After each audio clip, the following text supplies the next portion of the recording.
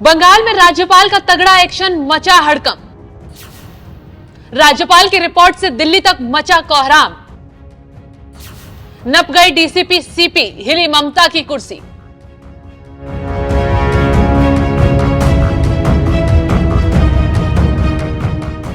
नमस्कार, आप देख रहे हैं एनएमएफ न्यूज में आपके साथ शबनम।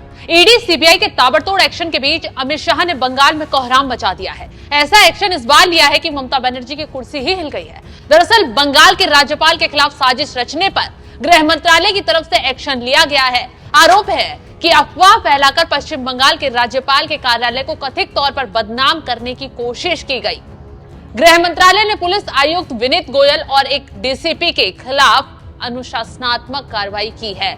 राज्यपाल में रिपोर्ट ने पुलिस अधिकारियों पर आरोप लगाया था कि वे इस तरह के काम कर रहे हैं जो एक लोक सेवक के लिए पूरी तरह से अनुचित है। तो जैसे ही गृह मंत्रालय की तरफ से यह आदेश आया, वैसे ही ममता बनर्जी परेशान हो गई और फिर से बीजेपी को कोसने बैठ गई। खैर, इस मुद्दे पर आएंगे आगे, लेकिन उससे पहले पूरा मामला क्या है और क्यों ये कार्रवाई की गई कि गृह मंत्रालय को डीसीपी और सीपी के खिलाफ एक्शन लेना पड़ा। रिपोर्ट में क्या कुछ कहा गया, क्या आरोप लगाए गए, चलिए ये भी बता देते हैं। बता दें कि राज्यपाल सीवी आनंद बोस ने केंद्र सरकार को एक रिपोर्ट सौंपी थी और अपनी रिपोर्ट में इस मुद्दे को उजागर किया। रिपोर्ट में क्या कहा गया? कोलकाता पुलिस के अधिकारी चुनाव के बाद हुई हिंसा के पीड़ितों को उनसे मिलने की अनुमति नहीं दे रहे हैं, जबकि उन्होंने इसके लिए उन्हें जरूरी अनुमति दे दी थी। यानी कि बंगाल के पुलिस अधिकारी अपनी मनमानी चला रहे हैं और राज्यपाल को ही तानाशाही दिखा रहे हैं। किसकी सह पर ये सब कर रहे हैं, जल्द इसका भी खुलासा हो जाएगा। लेकिन ये तानाशाही अब इन अधिकारियों को इतनी महंगी पड़ने वाली है क्योंकि अब अमित शाह एक्शन मोड में आ गए हैं। अब ये मुद्दा गृह मंत्रालय की नजर में आ चुका है और अमित शाह बंगाल में बढ़ रही हिंसा, टीएमसी नेताओं की गुंडागर्दी और पुलिस अधिकारियों की मनमानी के खिलाफ गुस्से में हैं और अगला एक्शन इससे भी तगड़ा हो सकता है। फिलहाल तो गृह मंत्रालय ने बंगाल के राज्यपाल बोस की ओर से प्रस्तुत विस्तृत रिपोर्ट के आधार पर आईपीएस अधिकारियों के खिलाफ अनुशासनात्मक कार्रवाई शुरू कर दी है और शिकायत की कॉपी 4 जुलाई को ममता सरकार को पहले ही भेजी जा चुकी है।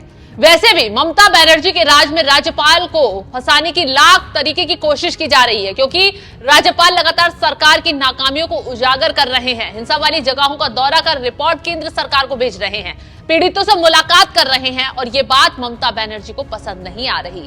खैर, इसी के साथ राज्यपाल ने इसके आगे और भी तगड़े आरोप लगाए हैं। खुलासा किया है कि बंगाल के राज्यपाल ने राजभवन में तैनात अन्य पुलिस अधिकारियों पर भी आरोप लगाए। ऐसा कहा गया कि अप्रैल मई 2024 के दौरान एक महिला कर्मचारी की ओर से लगाए गए मनगढ़ंत आरोपों को बढ़ावा दिया गया।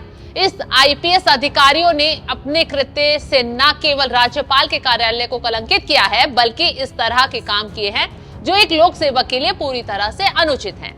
तो इसी के साथ ये मामला यही खत्म नहीं हुआ। राज्यपाल आनंद बोस ने राष्ट्रपति द्रौपदी मुर्मू को भी एक लेटर लिखा है, जिसमें उन्होंने टीएमसी के 2 विधायकों की शपथ का मुद्दा भी उठाया और बताया कि कैसे मनमानी चलाकर टीएमसी की तरफ से उन्हें परेशान किया जा रहा है। राज्यपाल की तरफ से कहा गया है कि विधानसभा अध्यक्ष की ओर से तृणमूल कांग्रेस के 2 नवनिर्वाचित विधायकों को शपथ दिलाना संविधान का उल्लंघन है।